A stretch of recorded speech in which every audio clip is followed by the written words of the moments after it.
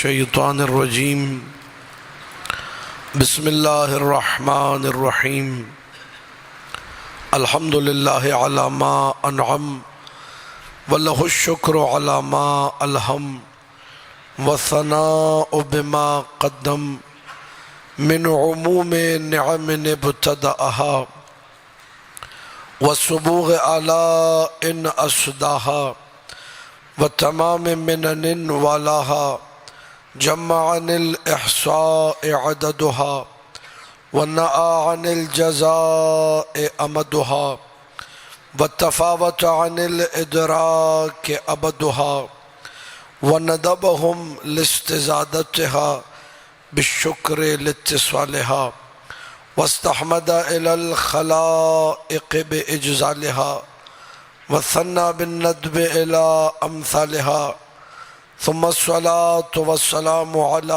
سيدنا ومولانا أبي القاسم محمد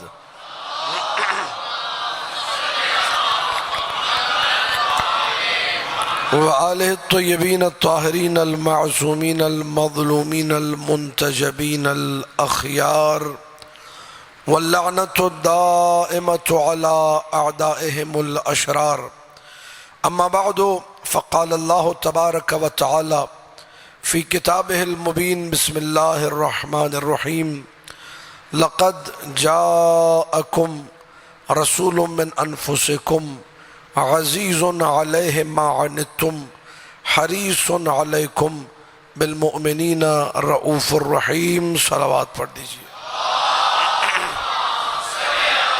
اللہم صلی علی محمد وآل محمد۔ عزیزان محترم، 6 محرم الحرام 1444 ہجری 7ویں مجلس ہے اس سلسلہ مجالس ازا کی۔ محرم کب آیا اور 6 محرم بھی آ گئی، 3 دن رہ گئے، جتنا ہو سکتا ہے عزاداری سید الشہداء میں بھرپور طریقے سے شرکت فرمائیے۔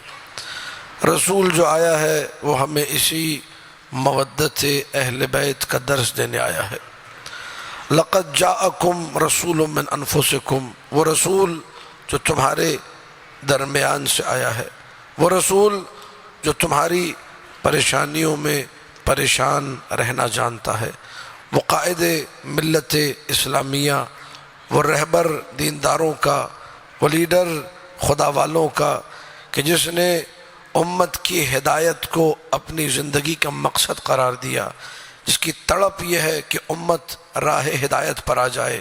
حریص علیکم بالمؤمنین رؤوف الرحیم، وہ مومنوں کے لیے رؤوف بھی ہے اور رحیم بھی ہے، وہ مومنوں سے پیار کرنے والا ہے۔ اس نے راہ ہدایت پر ہر فرد بشر کو لانے کے لیے دنیا کی زحمتیں اٹھائی۔ آج تھوڑا سا اس موضوع کو آگے بڑھاتے ہوئے کہ نبی نے کس قدر کاوشیں کی، کس قدر زحمتیں کی، کس قدر محنتیں۔ 19 سال عدد محفوظ کر لیجئے گا، 19 سال فقط اپنے رب کا کلمہ پڑھوایا، محمد رسول اللہ نہیں کہلوایا۔ 19 سال قولوا لا الہ الا اللہ تفلحوا کا دورانیہ کتنا ہے؟ 19 سال مشرکوں سے کہا، بت پرستوں سے کہا، کافروں سے کہا کہ فقط اتنا کہو لا الہ الا اللہ، چونکہ ان کی انا کا مسئلہ تھا، کیونکہ ان کے خداؤں کی نفی ہو رہی تھی، کیونکہ لات، منات، عزا، حبل اور اس جیسے نہ جانے کتنے خدا تھے جو عرب کے قبائل میں پھیلے ہوئے تھے، ہر ایک کی نفی ہو رہی تھی، ان کی شہوتوں کی نفی ہو رہی تھی، انہوں نے جتنے جعلی خدا بنائے ہوئے تھے ہر ایک خدا کی نفی ہو رہی تھی۔ لا الہ الا اللہ، کوئی معبود برحق نہیں، کوئی لائق عبادت نہیں سوائے اللہ کے۔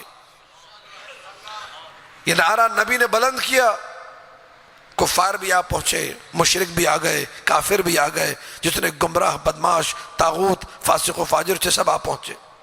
یہ نعرہ نہ لگانا اے عبداللہ کے لال، اے ابو طالب کے بھتیجے، یہ نعرہ نہ لگانا لا الہ الا اللہ ہمیں پسند نہیں ہے۔ تمہیں کیا چاہیے؟ تمہاری ڈیمانڈ کیا ہے؟ اپنی ڈیمانڈ بتاؤ۔ اکیلے مصطفیٰ کے نعرے میں کتنی جان تھی، ابھی کوئی نہیں آیا۔ توجہ کیجئے گا، یتیم عبداللہ کی بات میں جان کتنی ہے، جس کے ساتھ ابھی کوئی نہیں، دو ہی باتیں ہیں، یا کہہ دیجئے خود عبداللہ کے لال کی بات میں اتنی جان ہے کہ بڑے بڑے عرب کے زعماء آ گئے ڈیمانڈ بتاؤ، یا اتنا مان لیجئے کوئی ایسا ساتھ دینے والا تھا، بڑی توجہ، جس کو دیکھ کے زعماء عرب کو یہ احساس ہو گیا جب تک یہ زندہ ہے تب تک عبداللہ کے لال کا ہم کچھ بگاڑ، اپنی ڈیمانڈ بتاؤ، تمہیں درہم چاہیے، درہم ہوتا تھا چاندی کا، چاندی کے سکے کو کیا کہتے تھے؟ دینار کہتے تھے سونے کے سکے کو، ایک دینار توڑواتے تھے تو 10 درہم ملتے تھے، ایک سونے کا سکہ توڑواتے تھے تو 10 درہم، 10 چاندی کے سکے ملتے تھے۔ درہم چاہیے، ہم تمہیں ترازو کے ایک پلڑے میں رکھیں گے، برابر میں درہم رکھیں گے، جتنا تمہارا وزن اتنے درہم دے دیں گے۔ دینار چاہیے، ترازو کے ایک پلڑے میں تمہیں رکھیں گے، جتنے دینار چاہیے ترازو کے دوسرے پلڑے میں دینار آ جائیں گے۔ درہم و دینار چاہیے تمہیں مل جائے گا۔ یہ لوگ تھے دنیا پرس، یہ نہیں جانتے تھے کہ نبی ہے کون۔ اگر تمہیں جزیرہ عرب کی حسین و جمیل خاتون سے شادی کرنی ہے تو اشارہ کرو، ہم تمہاری خدمت میں پیش کر دیں گے۔ دنیاوی باتیں، دنیاوی سوچ، نبی سے آ کر کہا درہم و دینار چاہیے، عورت چاہیے، اقتدار چاہیے، سلطنت چاہیے، حکومت چاہیے، تمہاری ڈیمانڈ کیا ہے، خواہش کیا ہے وہ بتاؤ۔ نبی نے رب کی توحید کے اعلان کے لیے ان کی ساری آفرز ٹھکرا دی کہ اگر تم میرے ایک ہاتھ پہ آفتاب لا کے رکھ دو جو نہیں کر سکتے، دوسرے ہاتھ پہ مہتاب لا کے رکھ دو جو نہیں کر سکتے، اگر یہ کرو تب بھی میں لا الہ الا اللہ سے پیچھے نہیں ہٹوں گا۔ دیکھیے تمہید مکمل ہو جائے گی، تھوڑا میرا ساتھ دیجیے گا۔ نبی نے عرب کے بت پرستوں کی ہر آفر ٹھکرا دی، ٹھکر میں میں لا الہ الا اللہ کا نعرہ لگاتا رہوں گا عقیدہ پہنچانے کے لیے۔ توجہ، عقیدے کی اہمیت بیان کر رہا ہوں۔ ابھی تو نماز نہیں آئی ہے، ابھی نماز پڑھنے والے کتنے ہیں؟ وہ فضل ابن عباس ابن عبد المطلب کی روایت ارشاد میں شیخ مفید نے نقل کی ہے کہ ایک دن کہتا ہے کہ میں خانہ کعبہ کے کنارے بیٹھا ہوا تھا، کسی نے آ کے پوچھا مشرک نے کہ یہ کیا ہو رہا ہے، کیا ہو رہا تھا؟ وہاں ایک جوان آیا، سورج سوا نیزے پر تھا، اس کے پیچھے ایک بچہ کھڑا ہو گیا، ان کے پیچھے ایک عورت کھڑی ہو گئی، اور انہوں نے کچھ اللہ اکبر کہا، رکوع میں گئے، سجدے میں گئے۔ مشرک نے پوچھا یہ کیا ہو رہا ہے؟ کہ یہ ان کا دین ہے، پوری زمین پر اس دین پر یہی تین ہے، ان تین پہ ہم سب قربان۔ یہ تین کون ہے؟ کہ ایک آگے ابو طالب کا بھتیجا ہے محمد مصطفیٰ، وہ جو پیچھے بچہ ہے وہ ابو طالب کا بیٹا ہے علی، اور جو خاتون ہے وہ خدیجہ بنت خویلد۔ ان تین کے علاوہ تو نماز کا کسی کو پتہ ہی نہیں تھا، ان تین کے علاوہ تو دین کا کسی کو پتہ ہی نہیں تھا۔ جو تازہ دیندار ہو رہے ہیں انہیں صرف اتنا دین آتا ہے، وہ کیا کرنا ہے؟ لا الہ الا اللہ، دین ختم، ابھی صرف توحید آئی ہے، تو لا الہ الا اللہ کہہ دو تفلحو۔ میرے استاد علامہ طالب جوہری کے جملے ہیں، جن لوگوں نے اس 19 سال میں محمد رسول اللہ نہیں پڑھا لیکن صرف نبی کے کہنے پہ لا الہ الا اللہ کہا، یہ سارے جنت میں جائیں گے۔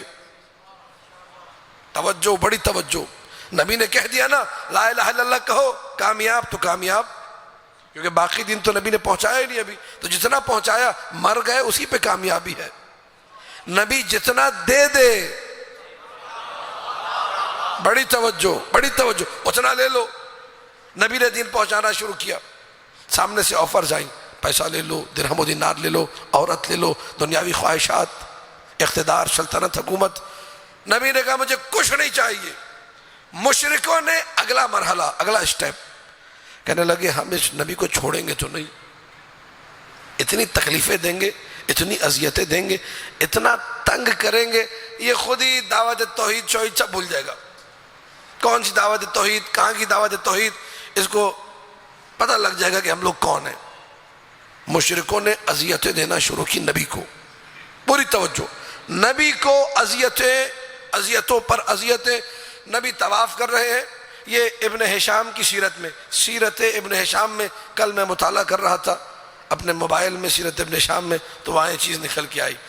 نبی طواف کر رہے ہیں، مشرک کعبے کے برابر میں بیٹھے، جیسے ہی نبی طواف کرتے کرتے ان کے پاس سے گزرتے تھے، یہ نبی کے خلاف بھونکتے تھے۔ طواف خانہ کعبہ کے آس پاس، واپس چکر لگا کے ایک طواف مکمل، دوسرا چکر لگایا، مشرک بیٹھے میں پھر نبی کے خلاف استہزاء، بدتمیزی، بکواس، گستاخی۔ نبی برداشت کر کے آگے بڑھ گئے۔ سوچئے ایک لمحے کو، کائنات کی مقدس ترین جگہ کعبہ، اس کے برابر میں بدتمیزیاں ہو رہی ہیں۔ نبی نے نماز پڑھنے کے لیے تکبیر کہی، اللہ اکبر، مشرکوں نے دیکھا کہ اب طواف ختم ہو گیا، نماز شروع ہو گئی، آگے بڑھے، امامہ کھولا، اہل سنت کی کتابوں میں لکھا ہوا ہے، نبی کا امامہ حالت نماز میں کھولا، اسے گردن میں پھندا بنایا اور کھینچتے ہوئے مسجد الحرام سے نبی کو باہر نکالا۔ دیکھیے، میں نے بارہا کہا، دین آسانی سے نہیں پہنچا، دین بڑی سختیوں سے پہنچا ہے۔ اس عقیدے کے اوپر ہم لوگ چیخ چیخ کے تھک گئے، لوگوں کو پھر بھی سمجھ میں نہیں آتا عقیدے کی اہمیت کیا ہے۔ یہ وہ عقیدہ ہے جس کی خاطر مصطفیٰ نے زحمتیں اٹھائی ہیں، ایک کے بعد ایک اذیتیں۔ نبی کا مذاق اڑایا جا رہا، نبی کو نعوذ باللہ مجنون کہا گیا، نبی کو کہا گیا اس کو آتا جاتا وہ شاعر ہے، بس اللہ واللہ کا کلام کوئی نہیں ہے، کوئی قرآن اللہ کا کلام نہیں ہے، یہ شاعر ہے۔ ابو طالب کی عربی اچھی ہے، ابو طالب نے پڑھایا ہے۔ توجہ، مشرکوں کے جملے، نبی کا مذاق اڑایا گیا، نبی کے خلاف باتیں کشی گئی، نبی کو نہ جانے کیا کیا کہا گیا، لیکن یہ مصطفیٰ کا صبر تھا۔ ما اوذی نبی مثل ما اوذیت، کسی نبی کو کائنات میں اتنی اذیت نہیں دی گئی جتنی مجھے دی گئی۔ ایک جملہ، ایک تعبیر، اس سے بڑی تعبیر ہے۔ ایک تعبیر میں ہے ما اوذی نبی، کسی نبی کو نہیں دی گئی۔ دوسری تعبیر زیادہ بڑی ہے، اس میں میرے آقا و مولا رسول اللہ نے فرمایا کائنات میں کسی کو اتنی اذیت نہیں دی گئی جتنی مجھے دی گئی۔ نبیوں کی بات نہیں، اللہ نے جتنی مخلوق خلق کی ہے کسی کو اتنی اذیت نہیں دی گئی جتنی مجھے دی گئی۔ نبی نے اذیتیں برداشت کی یا نہیں کی؟ طائف والوں نے پتھر مارے، نبی سہتا رہا، لوگوں نے گالیاں دی، نبی سہتا رہا، لوگوں نے برا کہا، نبی سہتا رہا، لوگوں نے کچرا پھینکا رستے میں، نبی سہتا رہا، لوگوں نے اونٹ کے پیٹ کی گندگی پھینکی رستے میں، نبی سہتا رہا، لوگوں نے نہ جانے کیا کیا کہا، نبی دین الہی کے ابلاغ کے لیے، جملہ پھر دہرا رہا ہوں، دین الہی کو پہنچانے کے لیے، لا الہ الا اللہ، توحید کے پرچار کے لیے، رب کی طرف بشریت کو لانے کے لیے، نبی نے دنیا والوں کی ہر آفر بھی ٹھکرا دی اور ساری مصیبتیں بھی جھیل لی۔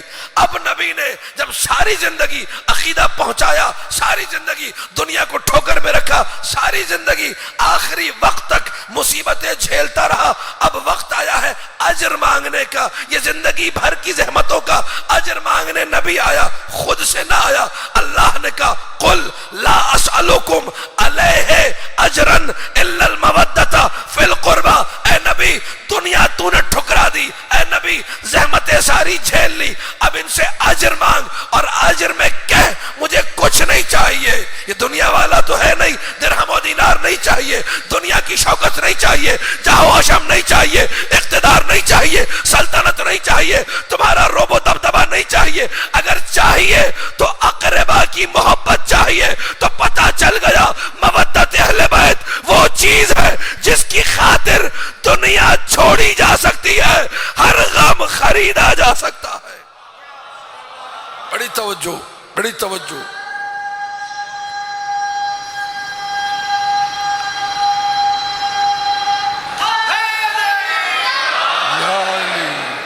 اللہ اللہ اکبر، یا رسول اللہ، یا علی، توجہات ہے، اللہم صلی علی محمد و آل محمد، توجہات ہے یا نہیں؟ نبی نے ہر آفر ٹھکرائی ہے، یعنی نبی کو دنیا اور ہر زحمت کس پر؟ علیہ، اس نبوت پر، کار پیغمبری پر. اس پوری کار پیغمبری، اس پورے نبوت کے مقابلے میں نبی کیا مانگ رہے ہیں؟ جس نبوت کی خاطر دنیا ٹھکرا دی، جس نبوت کی خاطر ساری زحمتیں خرید لی، سارے رنج اپنا لیے، اس نبوت کے بدلے میں ہم سے کہتے ہیں مجلس حسین میں آ کے بیٹھو. اس مجلس کی اہمیت کو سمجھے، یہ مصداق ہے مودت فی القربہ کا. کیسے پتہ چلے گا آپ مودت رکھتے ہیں؟ فرش ادا پہ بیٹھنے سے پتہ چلے گا، باقی اعمال سے پتہ نہیں چلے گا. اجر رسالت ادا ہوتا ہے مجلس حسین سے. جو مجلس حسین میں آ رہا ہے، جو علی کا ذکر سن رہا ہے، جو اولاد علی کا ذکر سن رہا ہے، وہ کہہ سکتا ہے کہ ہاں میں مودت فی القربہ اپنی بساط کی حد تک، جتنی جس کی طہارت، جتنا جس کا ظرف، مودت فی القربہ. نبی کو یہ چاہیے. نبی نے آپ سے کچھ نہیں مانگا سوائے کس کے؟ مودت کے. اچھا چھوٹا سا اور آسان سا سوال ہے، ذرا مجھے اتنا بتا دیجئے کہ نبی نے مودت کو مقید کیا؟ کوئی ٹائم پیریڈ فکس کیا کہ میری آل سے مودت دن میں کرنا یا رات میں؟ کوئی مہینہ بتایا؟ ماہ رمضان میں کرنا، محرم صفر 2 مہینہ 8 دن کرنا، سردیوں میں یا گرمیوں میں؟ گرمی آ جائے تو تھوڑا مشکل ہے، نہیں کرنا، سردیوں میں کر لینا. قُلْ لَا أَسْأَلُكُمْ عَلَيْهِ أَجْرًا إِلَّا الْمَوَدَّةَ. بس 24/7 اینی ٹائم، پورا سال، جب تک اللہ نے تمہیں زندگی دی، جب تک تمہیں سانسیں دی، ہر سانس مودت اہل بیت کے ساتھ ہونی چاہیے. پیغام پہنچ رہا نہیں پہنچ رہا؟ تو پوری زندگی نبی نے طلب کیا ہے کس کو؟ مودت کو. پیغام آپ کی خدمت میں عرض کرنے لگا ہوں، دعوت فکر دینے لگا ہوں، بڑی آسان سی بات بڑے پیارے طریقے سے سمجھانے لگا ہوں. اگر تھوڑی سی توجہات اور بڑھ جائیں گی تو انشاءاللہ بات اور جلدی سمجھ میں آ جائے گی. اللہ اکبر. نبی کہہ رہے میرے اقربا سے مودت رکھو. ٹائم نبی نے نہیں بچایا، اس کا مطلب ہے ہمیشہ مودت رکھنی ہے. یہ بھی نہیں بتایا کوئی موقع محل ہے خاص یا نہیں، کسی خاص موقعیت میں محبت کرنی ہے، پرٹیکولر پلیس میں. جگہ بھی نہیں بتائی، اس کا مطلب ہر جگہ محبت کرنی ہے. حالتیں بھی نہیں بتائی، بیمار ہو تو نہیں، صحت مند ہو تو نہیں، نہ، بیمار ہو صحت مند ہو دونوں صورتوں میں مودت کا سفر. امیر اور غریب کی تفریق بھی نہیں کی. امیر ہو تو بھی مودت ہے، غریب تو بھی مودت ہے، وطن میں ہو تو بھی مودت رکھنی ہے، سفر میں ہو تو بھی مودت رکھنی ہے. سفر میں نماز قصر ہو جاتی ہے، مودت کی کوئی قصر نہیں ہے. بہت سارے مقامات پر انسان مریض ہوا، بڑے اعمال کی قصر ہے، تقصیر ہے. مودت اہل بیت میں کوئی تقصیر؟ مودت کا سفر جیسے ہے ویسے ہی جاری رہنا چاہیے. پوری توجہ. یہ ہمارا معاشرہ ہے، یہ ہمارے لوگ ہیں. ہمارے پاس ہر چیز کی مثال الحمدللہ مملکت خداداد پاکستان میں ڈھونڈنے سے پہلے مل جاتی ہے. توجہ توجہ توجہ توجہ سے سنیے گا. اس لیے کہہ رہا ہوں کہ باتیں ذرا کڑوی ہیں اور باتیں ایسی ہیں کہ ہو سکتا ہے کسی کو بری بھی لگے، لیکن مطلب جو ہے اس پہ غور کیجئے، کہا کیا جا رہا ہے. ادھر ادھر جانے کی ضرورت نہیں ہے. میں اپنے اوپر رکھ کے بات کرتا ہوں تاکہ اگر برا بھی لگے تو میرے اوپر ہی جائے گا. میں نے اپنے خلاف بات کی، آپ کے خلاف تو نہیں کی. آپ سے کہا جاتا ہے جی اسد علی شاکری سے محبت کرو. اسد علی شاکری آپ لوگوں کے قدموں کی خاک، اس کا بس یہی شرف ہے کہ مولا کا ذکر تھوڑا بہت ٹوٹے پھوٹے الفاظ میں کر لیتا ہے، آپ لوگ سن لیتے. اسد علی شاکری سے محبت کرو. پھر کہنے والے نے کہا دیکھو اس سے محبت تب کرنا جب یہ جامع المنتظر کے ممبر پہ بیٹھا ہو مجلس سنا رہا ہو، تب تک تو ٹھیک ہے. جب ممبر سے نیچے آ جائے تو خبردار، احتیاط، پریکاشنز. پھر دیکھ لینا اس کی ممبر کے آگے کی ہماری گارنٹی. بھئی کیا مطلب؟ بھئی وہ کچھ لوگ بتا رہے تھے کہ ہم ممبر کے بعد ملے تو اس نے ہاتھ بھی نہیں ملایا. اپنے خلاف بات کر رہا ہوں، کسی کو بری نہیں لگے گی. اس نے ہاتھ بھی نہیں ملایا یا کسی سے صحیح سے بات نہیں کی.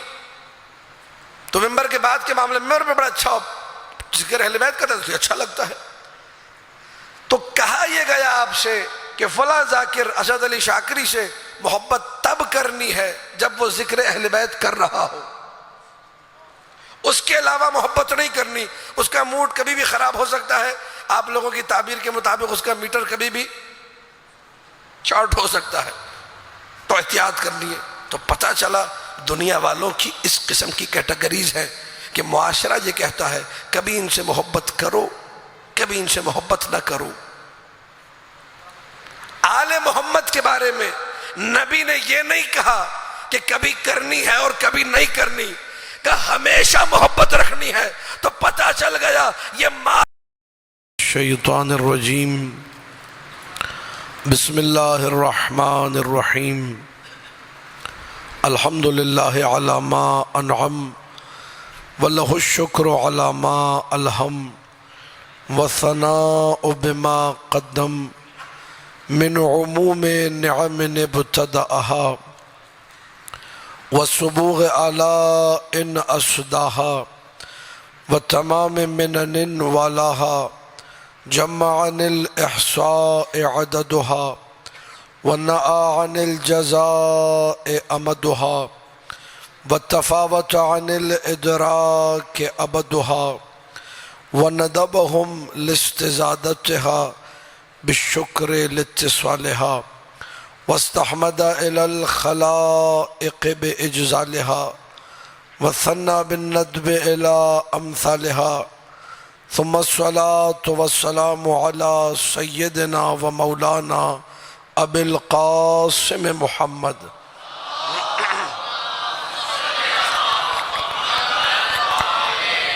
وآله الطيبين الطاهرين المعصومين المظلومين المنتجبين الأخيار واللعنة الدائمة على أعدائهم الأشرار.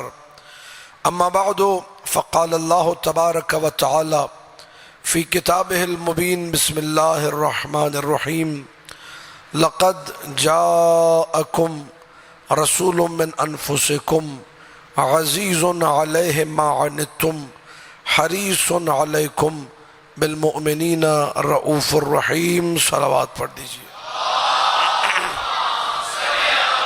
اللہم صلی علی محمد وآل محمد. عزیزان محترم، 6 محرم الحرام 1444 ہجری 7ویں مجلس ہے اس سلسلہ مجالس اعضاء کی.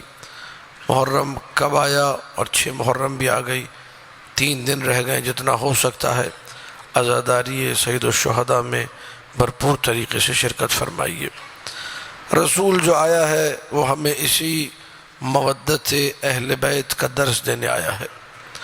لقد جاءکم رسول من انفسکم، وہ رسول جو تمہارے درمیان سے آیا ہے، وہ رسول جو تمہاری پریشانیوں میں پریشان رہنا جانتا ہے، وہ قائد ملت اسلامیہ، وہ رہبر دینداروں کا، وہ لیڈر خدا والوں کا، کہ جس نے امت کی ہدایت کو اپنی زندگی کا مقصد قرار دیا، جس کی تڑپ یہ ہے کہ امت راہ ہدایت پر آ جائے.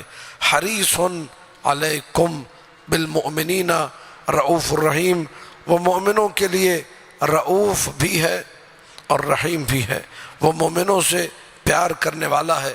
اس نے راہ ہدایت پر ہر فرد بشر کو لانے کے لیے دنیا کی زحمتیں اٹھائی. آج تھوڑا سا اس موضوع کو آگے بڑھاتے ہوئے کہ نبی نے کس قدر کاوشیں کی، کس قدر زحمتیں کی، کس قدر محنتیں. 19 سال عدد محفوظ کر لیجئے گا، 19 سال فقط اپنے رب کا کلمہ پڑھوایا، محمد رسول اللہ نہیں کہلوایا. 19 سال. قولوا لا الہ الا اللہ تفلحوا کا دورانیہ کتنا ہے؟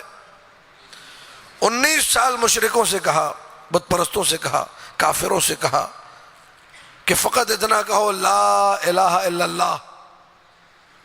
چونکہ ان کی انا کا مسئلہ تھا، کیونکہ ان کے خداؤں کی نفی ہو رہی تھی، کیونکہ لات، منات، عزا، حبل اور اس جیسے نہ جانے کتنے خدا تھے جو عرب کے قبائل میں پھیلے ہوئے تھے، ہر ایک کی نفی ہو رہی تھی، ان کی شہوتوں کی نفی ہو رہی تھی، انہوں نے جتنے جعلی خدا بنائے ہوئے تھے ہر ایک خدا کی نفی ہو رہی تھی۔ لا الہ الا اللہ، کوئی معبود برحق نہیں، کوئی لائق عبادت نہیں سوائے اللہ کے۔ یہ نعرہ نبی نے بلند کیا، کفار بھی آ پہنچے، مشرک بھی آ گئے، کافر بھی آ گئے، جتنے گمراہ، بدماش، طاغوت، فاسق و فاجر تھے سب آ پہنچے۔ یہ نعرہ نہ لگانا اے عبداللہ کے لال، اے ابو طالب کے بھتیجے، یہ نعرہ نہ لگانا، لا الہ الا اللہ ہمیں پسند نہیں ہے۔ تمہیں کیا چاہیے؟ تمہاری ڈیمانڈ کیا ہے؟ اپنی ڈیمانڈ بتاؤ۔ اکیلے مصطفیٰ کے نعرے میں کتنی جان تھی، ابھی کوئی نہیں آیا۔ توجہ کیجئے گا، یتیم عبداللہ کی بات میں جان کتنی ہے، جس کے ساتھ ابھی کوئی نہیں۔ دو ہی باتیں ہیں، یا کہہ دیجئے خود عبداللہ کے لال کی بات میں اتنی جان ہے کہ بڑے بڑے عرب کے زعماء آ گئے، ڈیمانڈ بتاؤ، یا اتنا مان لیجئے کوئی ایسا ساتھ دینے والا تھا۔ بڑی توجہ، جس کو دیکھ کے زعماء عرب کو یہ احساس ہو گیا جب تک یہ زندہ ہے تب تک عبداللہ کے لال کا ہم کچھ بگاڑ۔ اپنی ڈیمانڈ بتاؤ۔ تمہیں درہم چاہیے؟ درہم ہوتا تھا چاندی کا، چاندی کے سکے کو کیا کہتے تھے؟ دینار کہتے تھے سونے کے سکے کو۔ ایک دینار توڑواتے تھے تو 10 درہم ملتے تھے، ایک سونے کا سکہ توڑواتے تھے تو 10 درہم، 10 چاندی کے سکے ملتے تھے۔ درہم چاہیے؟ ہم تمہیں ترازو کے ایک پلڑے میں رکھیں گے، برابر میں درہم رکھیں گے، جتنا تمہارا وزن اتنے درہم دے دیں گے۔ دینار چاہیے؟ ترازو کے ایک پلڑے میں تمہیں رکھیں گے، جتنے دینار چاہیے ترازو کے دوسرے پلڑے میں دینار آ جائیں گے۔ درہم و دینار چاہیے تمہیں مل جائے گا۔ یہ لوگ تھے دنیا پرست، یہ نہیں جانتے تھے کہ نبی ہے کون۔ اگر تمہیں جزیرہ عرب کی حسین و جمیل خاتون سے شادی کرنی ہے تو اشارہ کرو، ہم تمہاری خدمت میں پیش کر دیں گے۔ دنیاوی باتیں، دنیاوی سوچ، نبی سے آ کر کہا درہم و دینار چاہیے، عورت چاہیے، اقتدار چاہیے، سلطنت چاہیے، حکومت چاہیے، تمہاری ڈیمانڈ کیا ہے، خواہش کیا ہے وہ بتاؤ۔ نبی نے رب کی توحید کے اعلان کے لیے ان کی ساری آفرز ٹھکرا دی کہ اگر تم میرے ایک ہاتھ پہ آفتاب لا کے رکھ دو جو نہیں کر سکتے، دوسرے ہاتھ پہ مہتاب لا کے رکھ دو جو نہیں کر سکتے، اگر یہ کرو تب بھی میں لا الہ الا اللہ سے پیچھے نہیں ہٹوں گا۔ دیکھیے تمہید مکمل ہو جائے گی، تھوڑا میرا ساتھ دیجئے گا۔ نبی نے عرب کے بت پرستوں کی ہر آفر ٹھکرا دی، ٹھکر میں لا الہ الا اللہ کا نعرہ لگاتا رہوں گا عقیدہ پہنچانے کے لیے۔ توجہ، عقیدے کی اہمیت بیان کر رہا ہوں۔ ابھی تو نماز نہیں آئی ہے، ابھی نماز پڑھنے والے کتنے ہیں؟ وہ فضل ابن عباس ابن عبد المطلب کی روایت ارشاد میں شیخ مفید نے نقل کی ہے کہ ایک دن کہتا ہے کہ میں خانہ کعبہ کے کنارے بیٹھا ہوا تھا، کسی نے آ کے پوچھا مشرک نے کہ یہ کیا ہو رہا ہے؟ کیا ہو رہا تھا؟ وہاں ایک جوان آیا، سورج سوا نیزے پر تھا، اس کے پیچھے ایک بچہ کھڑا ہو گیا، ان کے پیچھے ایک عورت کھڑی ہو گئی، اور انہوں نے کچھ اللہ اکبر کہا، رکوع میں گئے، سجدے میں گئے۔ مشرک نے پوچھا یہ کیا ہو رہا ہے؟ کہا یہ ان کا دین ہے، پوری زمین پر اس دین پر یہی تین ہے، ان تین پہ ہم سب قربان۔ یہ تین کون ہے؟ کہ ایک آگے ابو طالب کا بھتیجا ہے محمد مصطفیٰ، وہ جو پیچھے بچہ ہے وہ ابو طالب کا بیٹا ہے علی، اور جو خاتون ہے وہ خدیجہ بنت خویلد۔ ان تین کے علاوہ تو نماز کا کسی کو پتہ ہی نہیں تھا، ان تین کے علاوہ تو دین کا کسی کو پتہ ہی نہیں تھا۔ جو تازہ دیندار ہو رہے ہیں انہیں صرف اتنا دین آتا ہے، بھئی کیا کرنا ہے؟ لا الہ الا اللہ، دین ختم، ابھی صرف توحید آئی ہے۔ تو لا الہ الا اللہ کہہ دو تفلحو، میرے استاد علامہ طالب جوہری کے جملے ہیں، جن لوگوں نے اس 19 سال میں محمد رسول اللہ نہیں پڑھا لیکن صرف نبی کے کہنے پہ لا الہ الا اللہ کہا، یہ سارے جنت میں جائیں گے۔ توجہ، بڑی توجہ، نبی نے کہہ دیا نا لا الہ الا اللہ کہو، کامیاب تو کامیاب، کیونکہ باقی دین تو نبی نے پہنچایا ہی نہیں ابھی، تو جتنا پہنچایا مر گئے اسی پہ کامیابی ہے۔ نبی جتنا دے دے، بڑی توجہ، بڑی توجہ، اتنا لے لو۔ نبی نے دین پہنچانا شروع کیا، سامنے سے آفرز آئیں، پیسہ لے لو، درہم و دینار لے لو، عورت لے لو، دنیاوی خواہشات، اقتدار، سلطنت، حکومت۔ نبی نے کہا مجھے کچھ نہیں چاہیے۔ مشرکوں نے اگلا مرحلہ، اگلا اسٹیپ، کہنے لگے ہم اس نبی کو چھوڑیں گے تو نہیں، اتنی تکلیفیں دیں گے، اتنی اذیتیں دیں گے، اتنا تنگ کریں گے، یہ خود ہی دعوت توحید شوحید سب بھول جائے گا۔ کون سی دعوت توحید، کہاں کی دعوت توحید، اس کو پتہ لگ جائے گا کہ ہم لوگ کون ہیں۔ مشرکوں نے اذیتیں دینا شروع کی نبی کو، پوری توجہ، نبی کو اذیتوں پر اذیتیں۔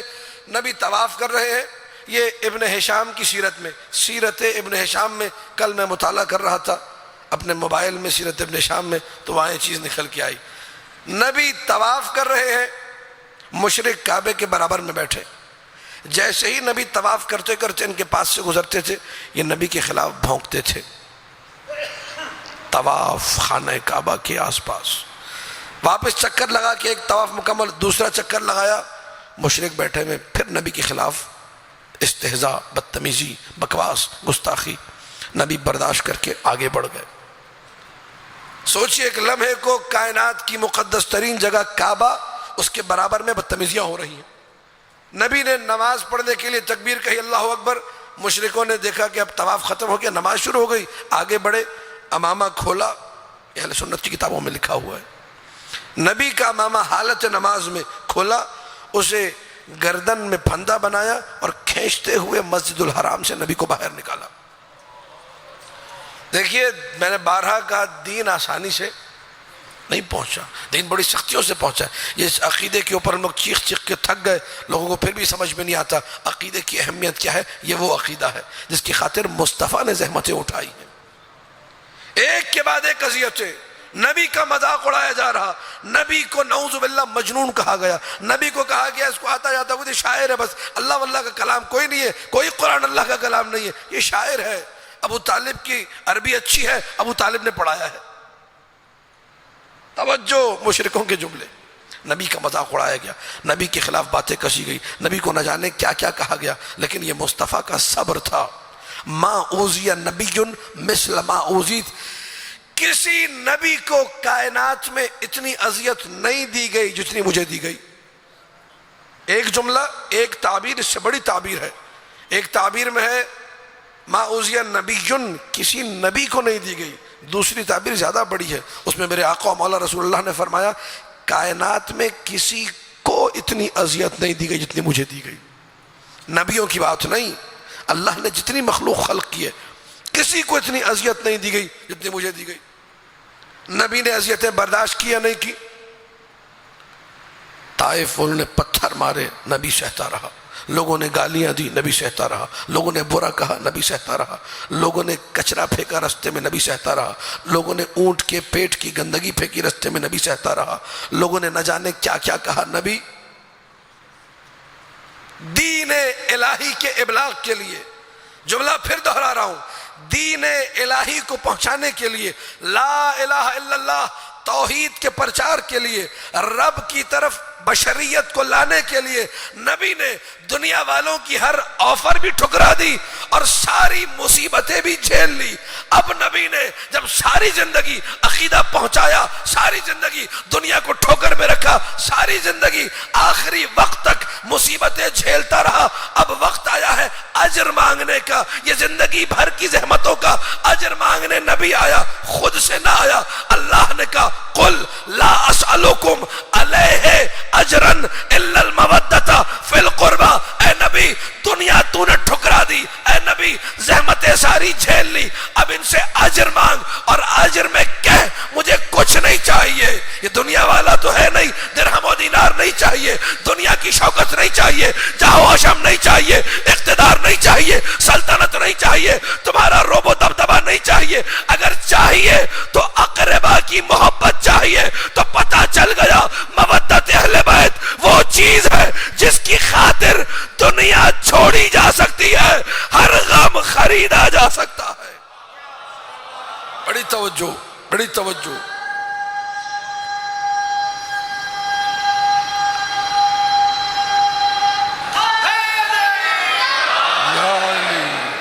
اللہ اللہ اکبر، یا رسول اللہ،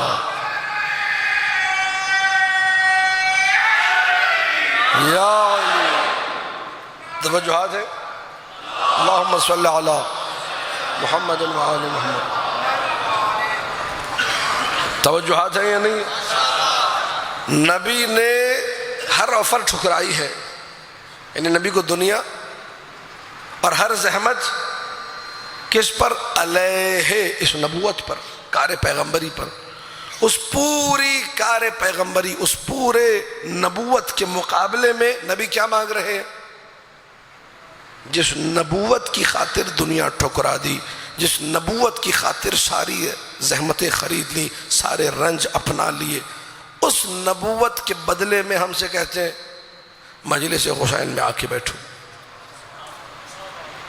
اس مجلس کی اہمیت کو سمجھے، یہ مصداق ہے مودت فی القربہ کا۔ کیسے پتہ چلے گا آپ مودت رکھتے ہیں؟ فرش ادا پہ بیٹھنے سے پتہ چلے گا، باقی اعمال سے پتہ نہیں چلے گا۔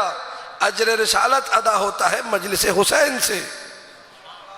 جو مجلس حسین میں آ رہا ہے، جو علی کا ذکر سن رہا ہے، جو اولاد علی کا ذکر سن رہا ہے، وہ کہہ سکتا ہے کہ ہاں میں مودت فی القربہ اپنی بساط کی حد تک، جتنی جس کی طہارت، جتنا جس کا ظرف، مودت فی القربہ۔ نبی کو یہ چاہیے، نبی نے آپ سے کچھ نہیں مانگا سوائے کس کے؟ مودت کے۔ اچھا چھوٹا سا اور آسان سا سوال ہے، ذرا مجھے اتنا بتا دیجئے کہ نبی نے مودت کو مقید کیا؟ کوئی ٹائم پیریڈ فکس کیا کہ میری آل سے مودت دن میں کرنا یا رات میں؟ کوئی مہینہ بتایا؟ ماہ رمضان میں کرنا، محرم صفر 2 مہینہ 8 دن کرنا، سردیوں میں یا گرمیوں میں؟ گرمی آ جائے تو تھوڑا مشکل ہے، نہیں کرنا، سردیوں میں کر لینا۔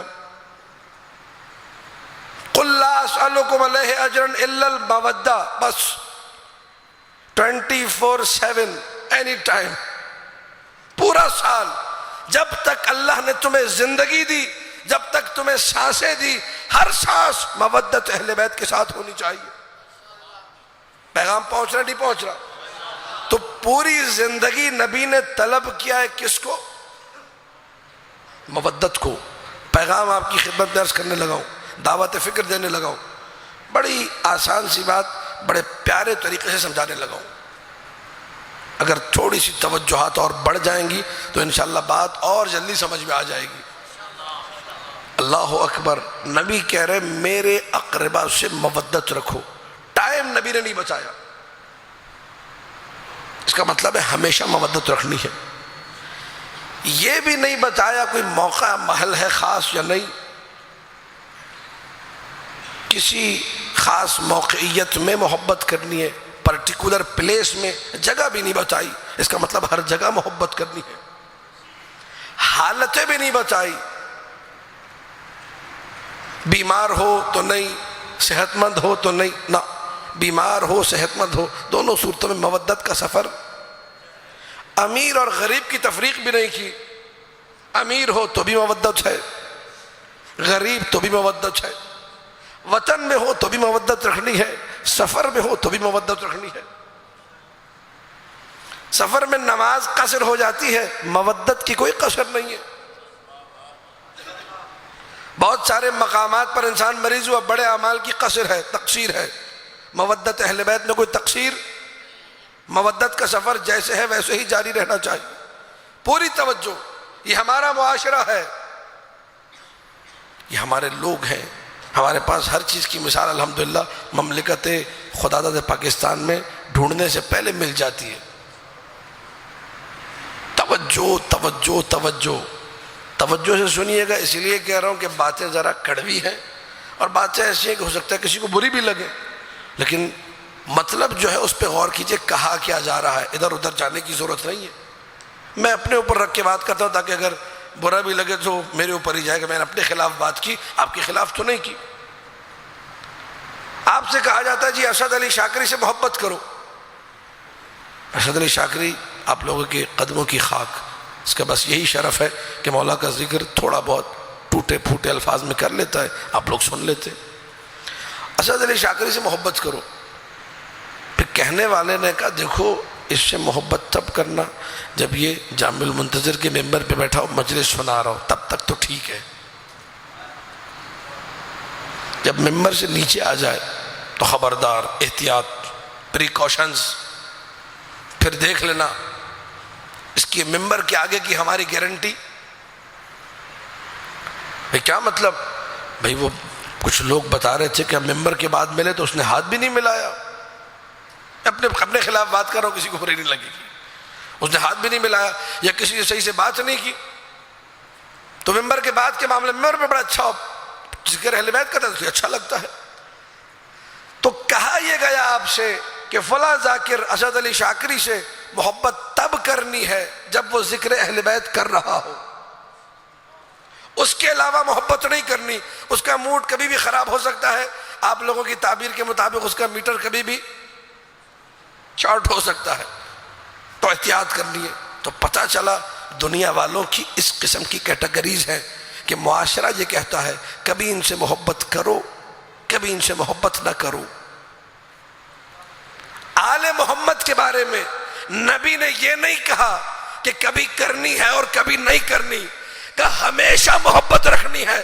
تو پتہ چل گیا یہ کچھ دشمنان اہل بیت کے نام لیے جو ممبر سے نہیں لے سکتا، کہ ان کے عمل لائے جائیں گے اور ترازو کے ایک پلڑے میں رکھ دیں گے، اور ساری کائنات میرے آپ کے سب کے عمل لا کے ترازو کے دوسرے پلڑے میں۔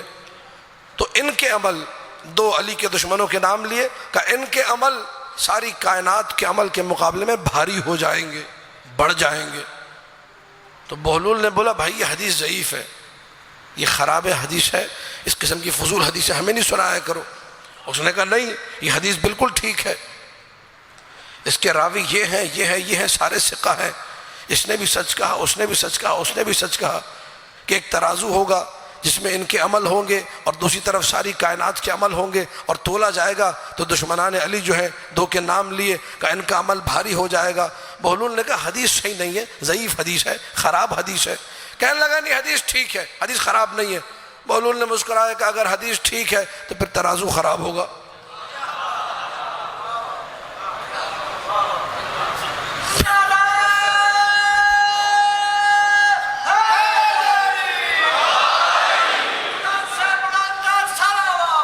اللہم صلی علی محمد وآل محمد۔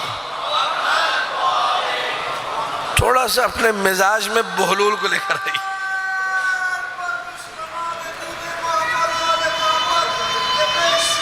بے شمار لعنت ہو بہلول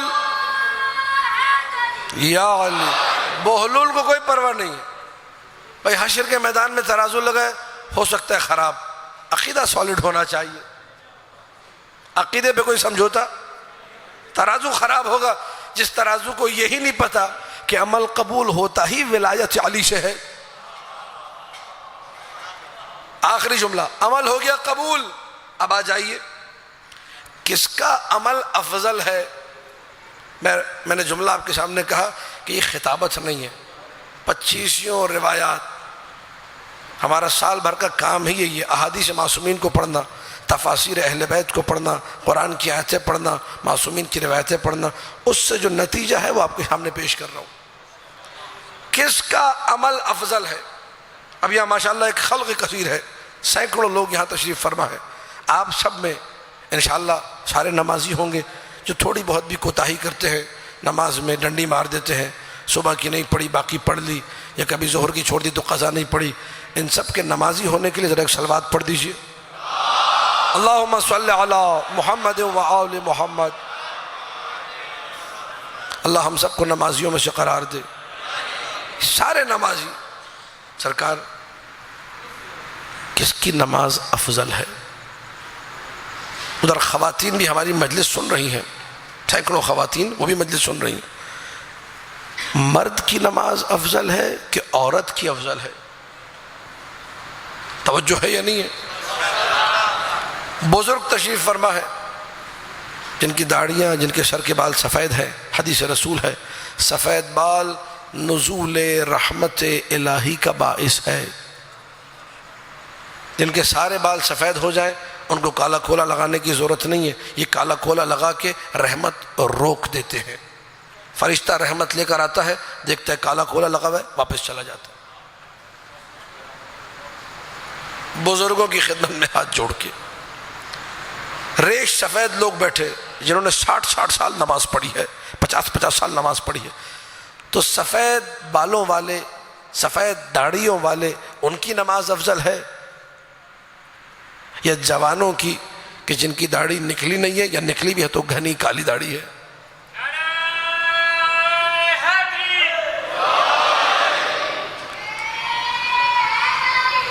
یا علی، کس کی نماز افضل ہے؟ مریض جو اپنی بیماری میں نماز پڑھ رہا ہے، حدیث بھی ہے جو زحمت سے انسان کام کرے اس پہ زیادہ ثواب ملتا ہے۔ افضل الاعمال احمزها، جتنی زیادہ زحمت اٹھائی اتنا زیادہ ثواب کمایا۔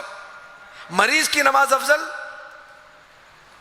کہ تندرست انسان کی نماز افضل ہے۔ مسافر جو سفر پہ جا رہا ہے، وہ سفر میں ٹرینوں میں بسوں میں رک کے نماز پڑھ رہا ہے، اس کی نماز افضل کہ وطن میں اپنے گھر میں ایئر کنڈیشن کمرے میں جو نماز پڑھ رہا ہے اس کی نماز افضل؟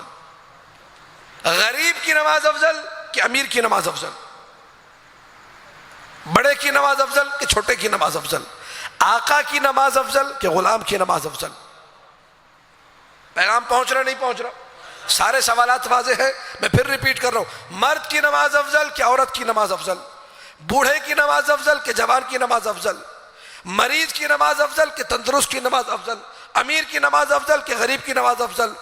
وطن میں رہنے والے کی نماز افضل کہ مسافر کی نماز افضل؟ یہ اتنے سارے لوگ ہیں، اس میں سے کس کی نماز، کس کا عمل افضل ہے؟ جب در اہل بیت پہ جائیں گے تو ایک روایت نہیں، سینکڑوں روایتیں پکار پکار کے کہیں گی، نہ مرد کی، نہ عورت کی، نہ بوڑھے کی، نہ جوان کی، نہ غریب کی، نہ امیر کی، نہ بڑے کی، نہ چھوٹے کی، نہ آقا کی، نہ غلام کی، بس یہ دیکھو جس کے دل میں علی کی محبت زیادہ ہے اسی کی نماز افضل ہے۔ وہ دو چاروں میں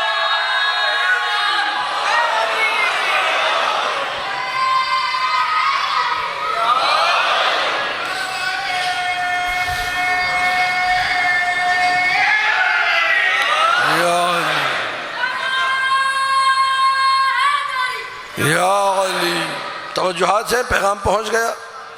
اگر جوان ہے امیر کائنات سے اس کی محبت بوڑھے سے زیادہ ہے، بھلے بوڑھے نے 50 سال نمازیں پڑھی ہوں، اس جوان کی نماز افضل ہو جائے گی جس دل میں علی جتنا شدت سے دھڑکے،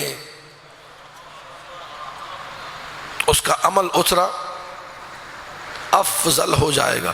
اور اس پہ سینکڑوں دلیلیں ہیں، انشاءاللہ کبھی پھر موقع ملا عرض کروں گا۔ ایک دلیل، حسین ابن علی کو علی لفظ اچھا لگتا ہے، علی نام صرف حسین ابن علی کو نہیں، علامہ مجلسی نے پورا باب قائم کیا بحار الانوار میں، کان اسم علی سلام اللہ علیہ محبوبا عند الائمہ، علی کا نام سارے اماموں کو پیارا تھا، سارے امام لفظ علی سے۔ لیکن جیسی محبت کی اعلیٰ ترین مثال حسین ابن علی کے کلمات میں آئی، اللہ اکبر، میرے مولا حسین نے فرمایا لو ولد لی مئۃ لاحببت ان لا اسمی احدا منہم الا علی۔ پوری روایت میں انشاءاللہ بعد میں عرض کروں گا، آج یہ ٹکڑا سن لیجئے۔ خدا کی قسم اگر اللہ حسین کو 100 بیٹے دے، اپنے ہر بیٹے کا نام علی رکھوں گا۔ کتنی محبت ہے حسین ابن علی کو اپنے بابا سے، آپ حسینی ہیں، آپ بھی علی سے محبت کیجئے۔ علی اکبر، علی اوسط، علی اصغر۔ جس شہزادے کا ذکر سننے کے لیے میں اور آپ آج یہاں بیٹھے ہوئے ہیں، یہ شہزادہ سند ہے، دلیل ہے حسین کی مظلومیت کے لیے۔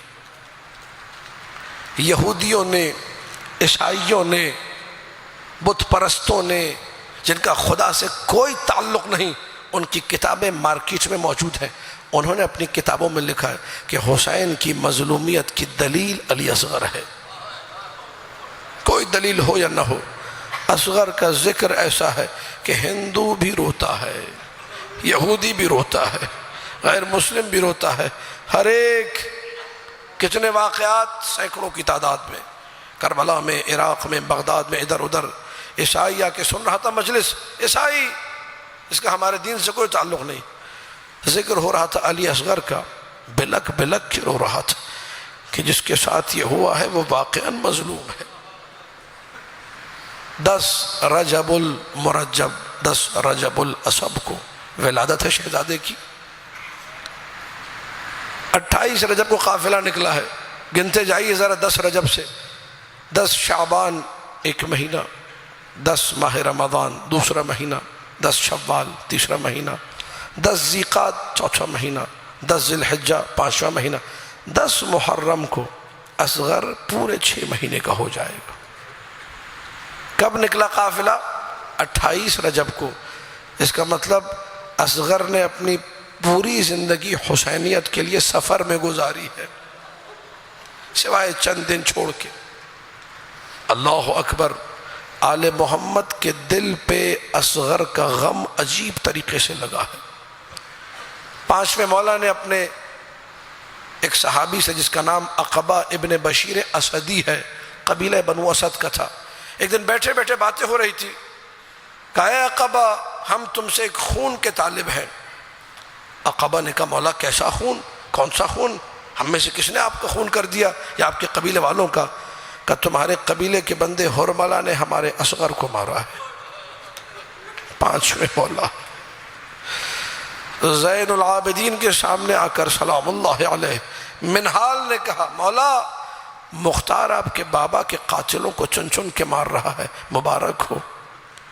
زین العابدین نے سر اٹھایا، کہا منہال یہ بتا حرملہ کا کیا ہوا؟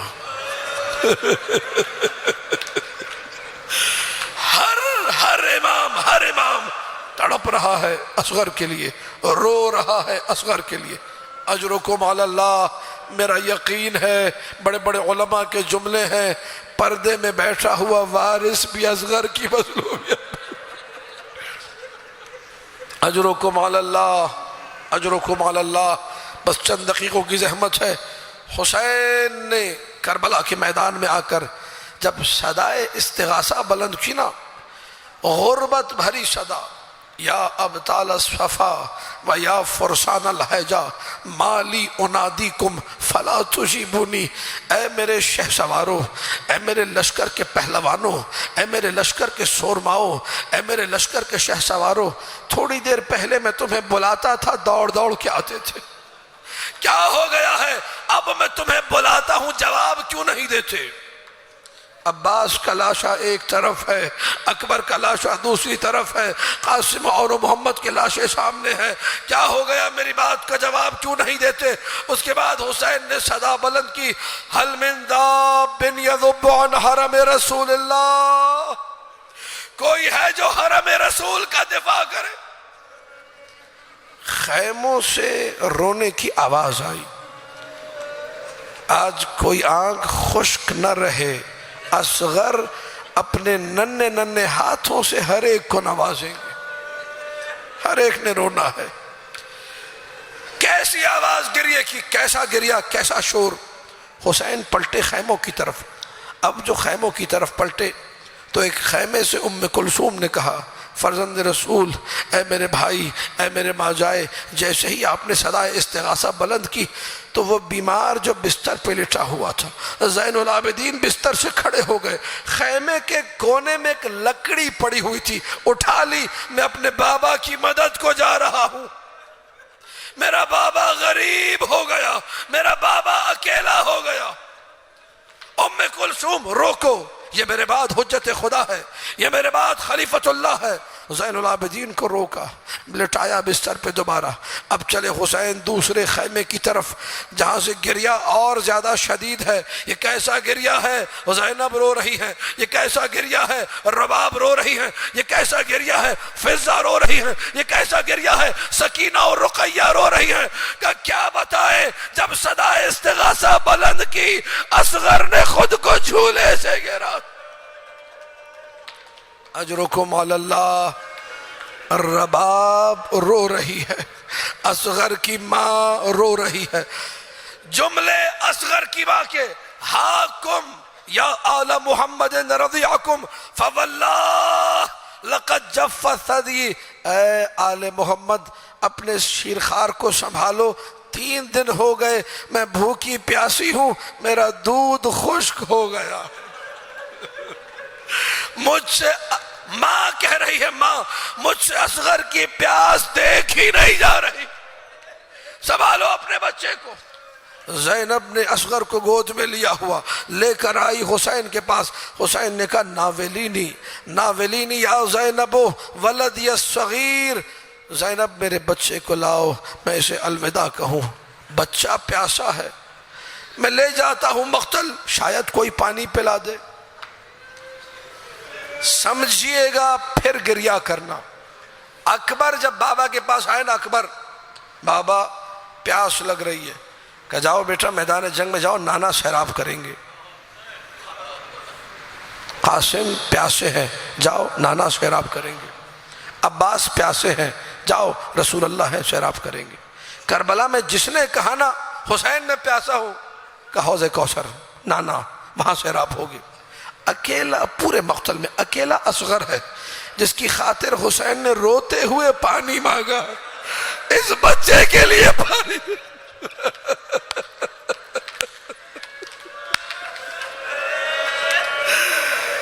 بچے کو گود میں لیا، کھڑے ہو گئے حسین.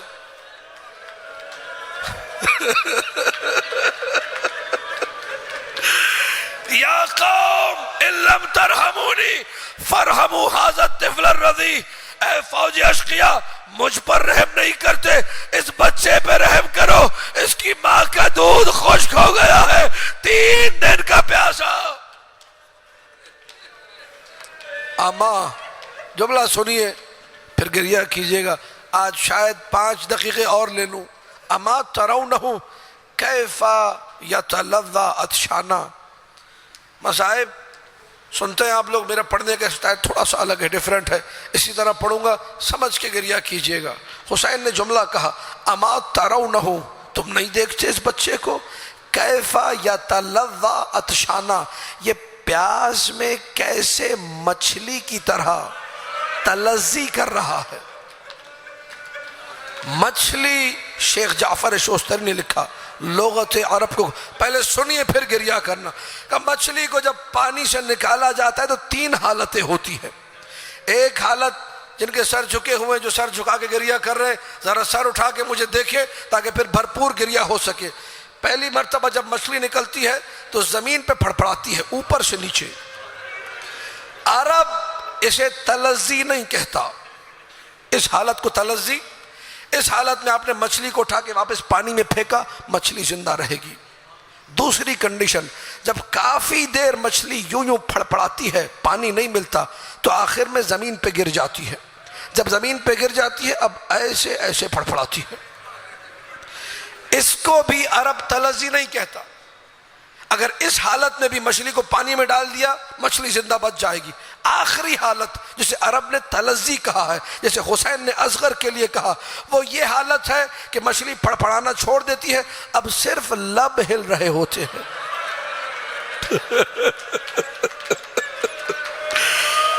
یہ وہ حالت ہے اگر پانی میں ڈال دو مچھلی پھر بھی مر جاتی ہے. حسین یہ کہہ رہے تھے میرے اصغر کو پانی مل جائے پھر بھی مر جائے گا، لیکن پیاسا تو نہ مارو. اجرکم علی اللہ، اجرکم علی اللہ، اجرکم علی اللہ. آخری جملہ، فوج یزید منہ پھیر پھیر کے رونے لگی. خدا کی قسم یزیدی رو رہے تھے. مقاتل نے لکھا ہر بندہ منہ چھپا چھپا کے رو رہا تھا، یار ہم کربلا میں بچے مارنے تو نہیں آئے تھے۔ حرملہ کو یہ عمر ابن سعد اتنا بڑا ملعون، اتنا بڑا ولد الحرام، اس نے کہا حرملہ اقطع کلام الحسین، حرملہ حسین کو حسین کا جواب دو۔ حرملہ کہنے لگا کیا پانی دے دوں؟ کہنے لگا نہیں، تیر جوڑ۔ حرملہ نے تیر نکالا، تیر کا قد بڑا ہے، اصغر کا گلا چھوٹا، 3 پھل لگے ہوئے تیر کے آگے، 3 پھل، زہر میں بجھا ہوا تیر۔ امیر کدھر نشانہ لگاؤں؟ کہ بچے کے گلے کی سفیدی کو دیکھ رہا ہے، بچے کے گلے کی سفیدی کا نشانہ لے۔ حرملہ نے نشانہ لیا۔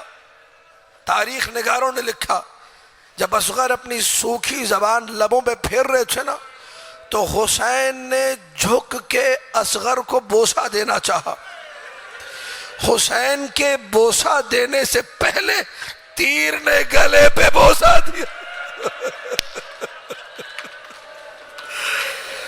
تیر کا کام چھیدنا ہے، لیکن یہاں گلا چھوٹا تیر بڑا، تیر نے چھیدا نہیں، گلا کاٹ دیا۔ اجرکم علی اللہ، اجرکم علی اللہ۔ حسین کے ہاتھ میں اصغر کا لاشا، ذرا سر اٹھا کے دیکھو مجھے، آخری جملہ، کبھی کسی زخمی کبوتر کو پر مارتے ہوئے دیکھا ہے؟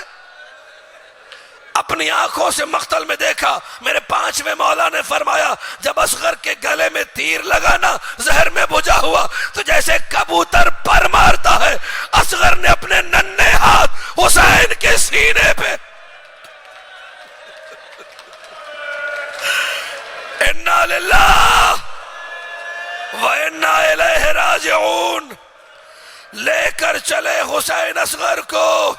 آواز آئی قدرت کی، حسین گھبرانا نہیں، ہم جنت میں سے دودھ پلائیں گے۔ آئے خیمہ گاہ کے عقب میں، ننھی سی قبر کھودی، اصغر کو دفنایا۔ اصغر کی ماں حسین کے پیچھے ہاتھ جوڑے کھڑی، مولا اصغر کی زیارت میں نہ کر سکی، اب آئے گا جھولا اور جھولے کی زیارت کرنی ہے۔ میرا وقت مکمل ہو گیا۔ محمد حسین اصفہانی کمپانی نجف اشرف کے بڑے مرجع تھے، جن کی کتاب تھی وسیلۃ النجات، بہت بڑے شاعر تھے۔ انہوں نے شعر لکھا کہ جب اصغر دنیا سے روتے ہوئے زیارت کرنا، خالی جھولا بیٹھی رباب جھلاتی رہتی تھی۔ جب جھولا جھلاتی تھی تو ایک شعر پڑھتی تھی، ما خلتو ان السہام للفتام ولیکن ارتنی جہرت الایام۔ اصغر بیٹے میں ماں ہوں، ماں کی مامتا پکار رہی ہے۔ اصغر بیٹے میں نے سنا ہے کہ جب بچوں کا دودھ چھوڑایا جاتا ہے تو چھوٹی چھوٹی غذا دی جاتی ہے، چھوٹے چھوٹے لقمے دیے جاتے ہیں تاکہ بچے کو ہضم کر